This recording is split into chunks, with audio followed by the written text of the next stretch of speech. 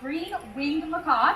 And then up in that tree on the side of the lemur exhibit, we have two birds. So the one at the tippy top, that's Monet, and he is a blue and gold macaw. And then kind of down this way, that is Emmett. And Emmett is a blue-throated macaw. He's coming back down. Hi, Emmett. Emmett is a blue-throated macaw, and once again, that is actually a really cool species. They're the rarest species of macaw found in the wild today. But these three just flew over a half a mile away to join us here at the roots of the Tree of Life to get some of their favorite treats. They're getting banana chips, almonds, peanuts, hazelnuts. It's how we train the birds using positive reinforcement.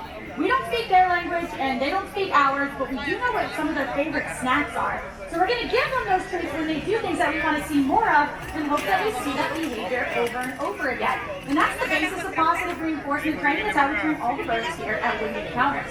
Now you might have heard some of these birds as they were coming in. Birds like macaws are often seen in the home. People see how beautiful they are and want to have them in their household. But we're here to tell you that they don't make really good pets. In fact, birds like this are loud, destructive, they live a long time. We're talking 50 to 60 years or more, and they're very messy. Anybody near Taylor is in a splash zone because macaws can go to the bathroom a couple times an hour. So we definitely recommend that you enjoy birds like Howard, Monet, and Emmett at places like Disney's Animal Kingdom instead of bringing them into your home. Now, we've got lots of people here. Make sure you have your phones and cameras out. I know I said we're a really short show, but there's still the best is yet to come. And as Emmett's coming over here, I do want to mention again that he's a blue-throated macaw. This is the rarest species of macaw found in the wild today. And that's because there are more of you looking at me right now than there are blue-throated macaws in the wild. Okay, Mike, thanks for joining us. Blue-throated macaws are critically endangered. There are fewer than 300 of them out in the wild. That's it. And even though that's a scary low number, it's not all bad news. We are partnered with an organization called the World Parrot Trust, and they're working on breeding and releasing the blue-throated macaw into the wild in hopes that those babies will see the wild birds and join up and boost those numbers. Because as cool as it is to see just a couple of macaws here at the roots of the Tree of Life, you think it would be even cooler to see a sky full of macaws? Like right here, right now? Well, it's as easy as looking up to the sky.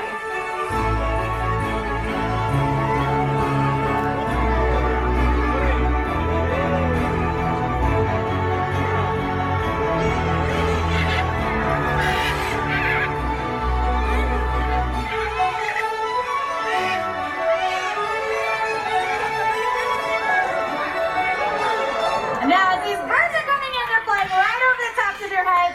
This is a site worth protecting in wild places. We still have plenty more birds coming on in, and we have lots of different species here. And right in front of me, we have one of our baby macaws. This is Grogu. We've actually been training baby macaws, and Grogu is right here in front of me. He is not even a year old yet. He has just started learning this behavior, so we're really proud of him. I think this is the second time that he's ever landed on the rocks before.